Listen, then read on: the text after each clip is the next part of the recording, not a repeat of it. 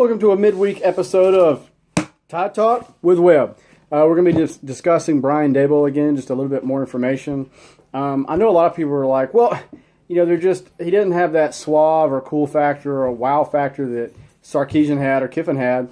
But let's think about it. If he was good enough for Bill Belichick to work for so many years for Bill Belichick and be the heir apparent to the next offensive coordinator, don't you think he's good enough for Saban? He was going to take over when Josh McDaniels got a full-time gig as an NFL coach. So, obviously, he knows what he's doing. And I know that most of the experience that we kind of know right now was a volunteer assistant at William and Mary, and then 2 years as a graduate assistant under Saban at Michigan State. And he's been coaching tight ends for 4 years in the NFL, and then had a few OC gigs in the NFL. But let's think about it. Okay, I understand his NFL OC experience. None of those teams finished in the top half of the league. Like, I get it. But when he was a quarterbacks coach at New York Jets for that 1 year, Brett Favre posted the second highest completion percentage of his career. And when he was the OC at Miami, the Dolphins posted a 1,000-yard rusher and a 1,000-yard receiver for the first time in franchise history under him. So he knows what he's doing. He just wasn't given the opportunity to get his draft class in there, develop them, and develop quarterbacks. And to be honest, he was not working with a full deck when it came to quarterbacks. He was playing with a bunch of backups, guys that were not your premier guys. It would be interesting to see what he could have done, even under 1 year with Tom Brady. I'm sure it would have been great. But let's think about it. Your guess is as good as mine. I'm hoping he's going to be good, but I would almost be willing to bet money he is. Out of 3 out of 4 hires at offensive coordinator, Saban's been right on. The only miss he had was Major Applewhite. And Major Applewhite must be okay because he's Houston's head coach now.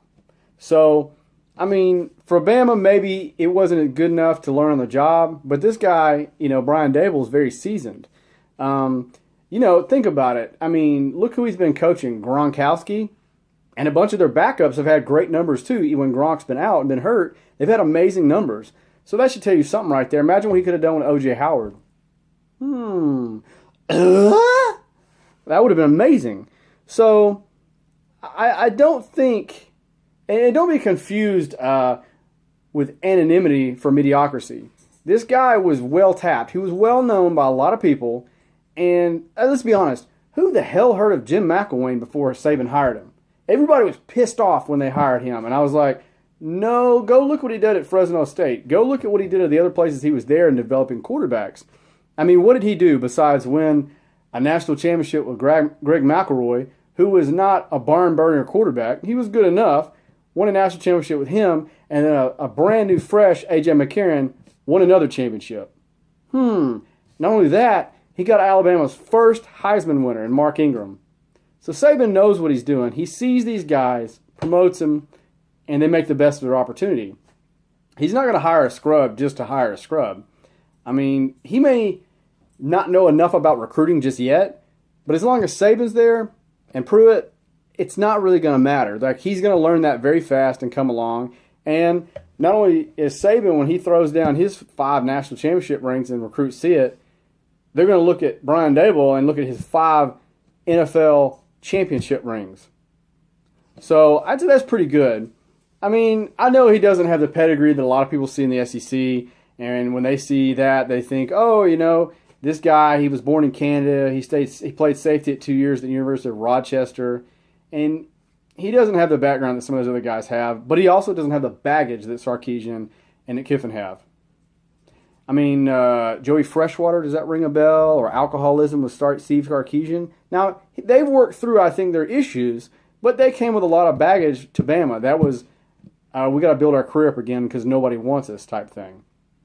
The guy's 41. He's got a lot of high-energy guy. I think that, he chest bumped a 300-pound Cleveland Browns offensive tackle and got pancaked. The guy is kind of like Scott Cochran. He's very high-energy, young guy. He's got a lot of room to improve and be good, and I think he will be. Now, let's think about the kind of offense. People say, what kind of offense is he going to run? Well, I think, and from what I've seen and the OC experience that he had, it was very 50-50. It was like Jim McElwain. It was run, pass, pass, run, but it was 50-50, very balanced. Kiffin was more, let's pass 70% of the time and run 30, And I think Sarkisian's more 50-50 from what I've seen in his past. He loves to run, but we're not going to get to experience that. So basically, he's more of a traditional pro-style passing guy, but I think he'll love Jalen Hurts and Tua. I think he'll get the most out of them and be able to use the running ability for great breaks and great 20-yard gains and break games open in that aspect too. And he'll learn. Now, when he was with the Dolphins, he had elements of the hurry up and the Wildcat sprinkled in there with also having passing. But let's remember, he didn't have any really great passers except when he was a quarterbacks coach at the Jets under Favre, and Favre was in the twilight of his career. So, I mean, you know, teams that Daboll has led, offenses had a combined 18-46 overall record. Not so hot. Like, I get it. But, I mean, you know, out of the 3 gigs that he was offensive coordinator, the Miami Dolphins, Kansas City Chiefs, and Cleveland Browns, all 3 franchises were in very rough shape. They were not great places to go. I think he jumped in there and thought he'd have more than a year to be able to hone his craft. Well, he didn't. He did put up decent numbers, though. He had the leading passers in each of the 4 seasons, respectively, that he had. You know, he had Cleveland in 2009, he had Brady Quinn. They went 5-11. Second year at Cleveland, they had Colt McCoy, 5-11. When he was at Miami in 2011, they had Matt Moore, 6-10, and when he was at Kansas City, they were 2-14. You know, great. I know they're not great records, but they had a whole caveat of problems. You know, so don't hold that against him in your thinking about this guy. Thinking, oh no, we settled. I don't think we settled in this hire. I really don't, guys. Now, during that time when he was at Cleveland, he did actually beat New England. They beat him 34-14. So, you know, they gained season high 404 yards that game. So he knows how to win. I just think there was a lot of other issues that he wasn't aware of when he jumped into the situation with both feet, and then got there and was like, oh boy, you know. But he did his best. You know, in his one season with the Dolphins, late in the season, they had a renaissance. Just 7 touchdowns in the first 6 games, but by early December, Miami was 10th in the league with 40 passes of 20-plus yards, according to the Palm Beach Post. So you have that. The Dolphins quarterback Matt Moore told the newspaper at the time, he gets me ready to play perfectly. So obviously his quarterback liked him and felt comfortable under him. You know, he's had a lot of influences between Josh McDaniels, Charlie Weiss, and Brian Schottenheimer. So he's got good stock. He's been under great tutelage, under great people. And I can't say that enough.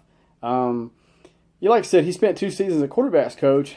It was an interesting time for the team. After leading the combination of Chad Pennington, who was and Kellen Clemens in 2007, when the aging Brett Favre got in there, the Jets went 9-7, and he was averaging 217 yards a game, and he made the Pro Bowl. So it shows you what one good quarterback that Brian Daboll can work with, what he can do.